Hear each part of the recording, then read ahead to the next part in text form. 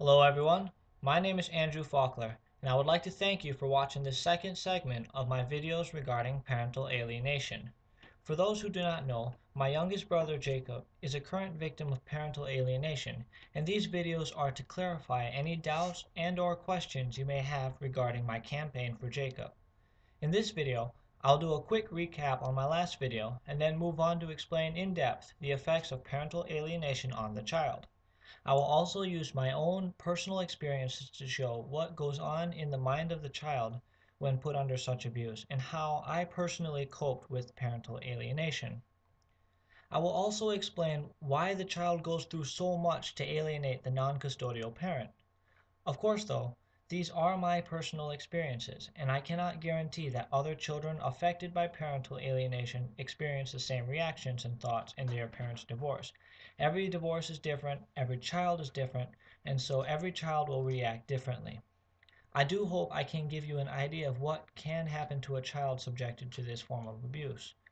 So, for a quick recap on my last video, which was titled Parental Alienation Part 1, I defined parental alienation as the act where the custodial parent teaches the child to avoid connection with the non-custodial parent using various psychological manipulations to implement the isolation from the non-custodial parent.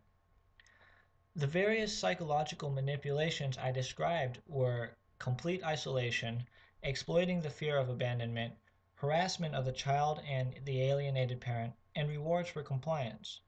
For more background information regarding parental alienation, feel free to watch the video Parental Alienation Part 1, in which I explain the bigger picture.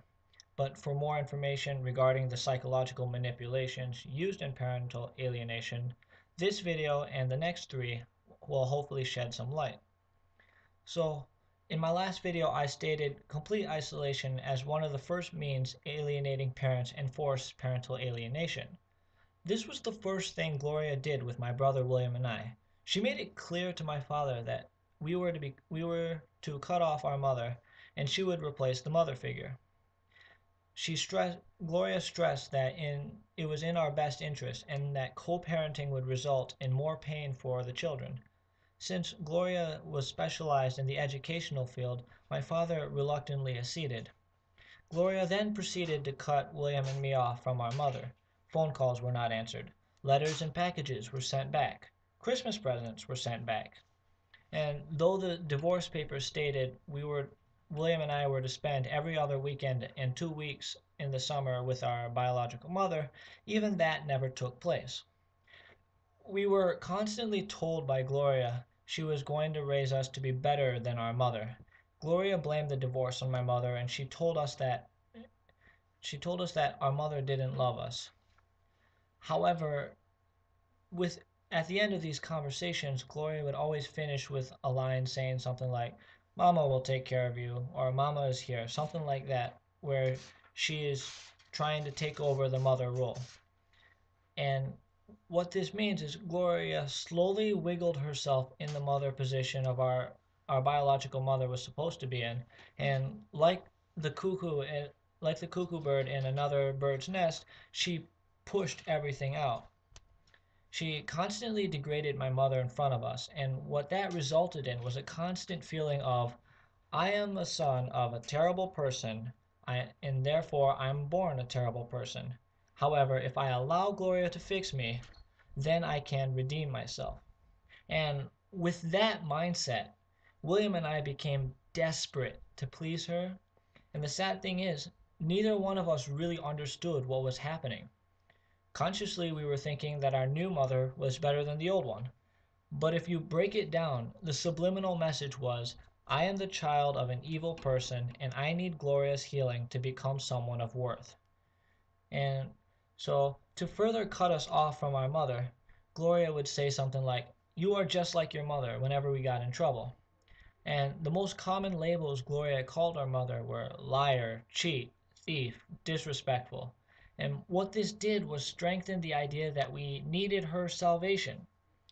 We didn't want to be terrible people, and we believed we needed saving, and Gloria made herself to be the goddess of salvation. And this never stopped. It was 12 and a half years where she would always remind us, We were born to a lying, cheating, and thief of a woman, and we would need Gloria to save us. And she stressed no one else could save us except Gloria. I can tell you right now, there are no positive sides to this treatment. As a child, I was angry about the divorce. I did ask the question, why can't mommy and daddy be together? However, after a year or two, I stopped caring. With Gloria's built-in mindset, I no longer paid attention to my own mother. I knew I could never get Gloria's approval by having any associations with my own mother, so I learned to repeat what Gloria told me to say.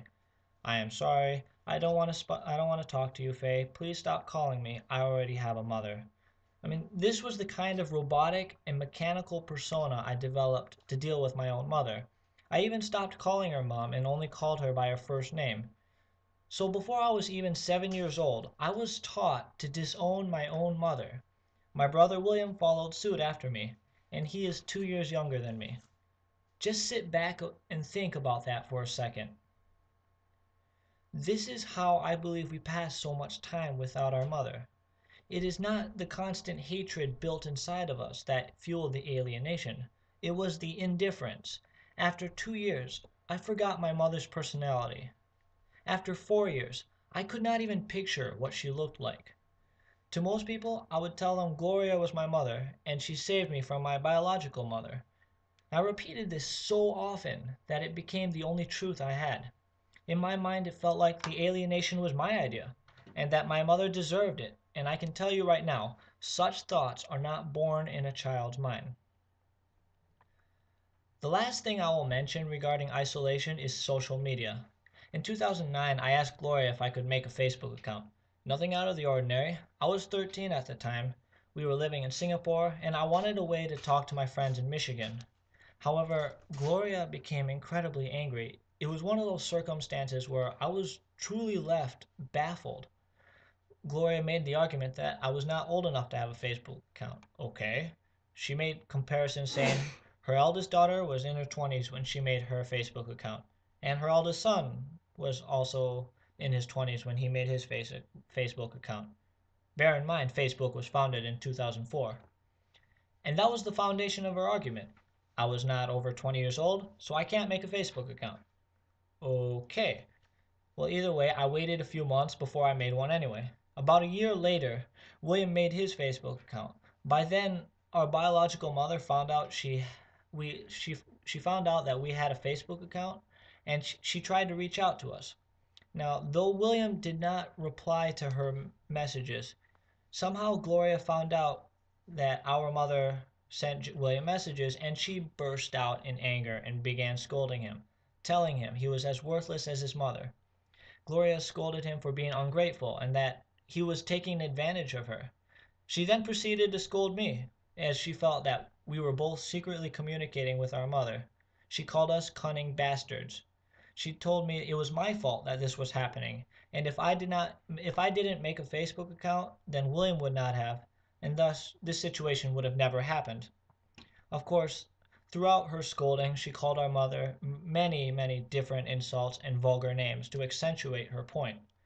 It was obvious that she was upset because she didn't want us to communicate with our mother, and that was the core of her argument against Facebook. It reminded us that every time she said it was fine to have a relationship with our mother, she was actually lying, and it made us feel as though we're purposely hurting her by choosing to have any connection with our mother. Not to forget that by purposely hurting her, we're bringing back the mindset that we are the children of a terrible person and we need saving. So what this achieves is the severing of the cord between William and I and our biological mother. And as long as no efforts were made to reconnect, Gloria has greater control of William and me. Now, this is all background material to show that this behavior is nothing new to Gloria.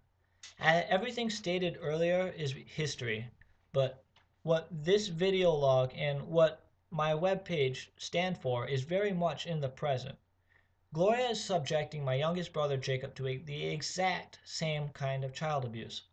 However, in Jacob's case, it's magnified because not only is he being alienated from his father, but also his two brothers, whom up till May 23rd, 2013, he was inseparable with. Further, while Jacob has a large extended family in Singapore, Gloria has cut him off from 90% of the family, aunts, uncles, and cousins. And it must be stressed, Jacob is an extremely social person. And so, as a consequence, the level of suffering he goes through due to having many relationships cut and blocked is incalculable. Jacob's only 11 years old. He does not deserve this kind of treatment. He does not deserve to have people, he does not deserve to have to tell people that he does not want to talk to us because of Gloria. He does not deserve to have his recreational classes like guitar classes canceled because it's another way we tried to communicate with him. He does not deserve to have his email account shut down because Gloria knows we will try and send him emails. And that is why I call to you. With your help, as a team, we can stop this. I know it. And I believe in it so strongly that nothing else is real for me. The idea of failure is inconceivable for me.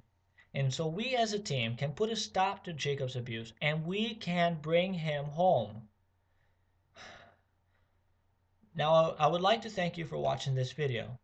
If you have not subscribed to our website or liked our Facebook page, I urge you to do so at www.jacobfolkler.com and like and share us on Facebook at Bring Jacob Folkler Home.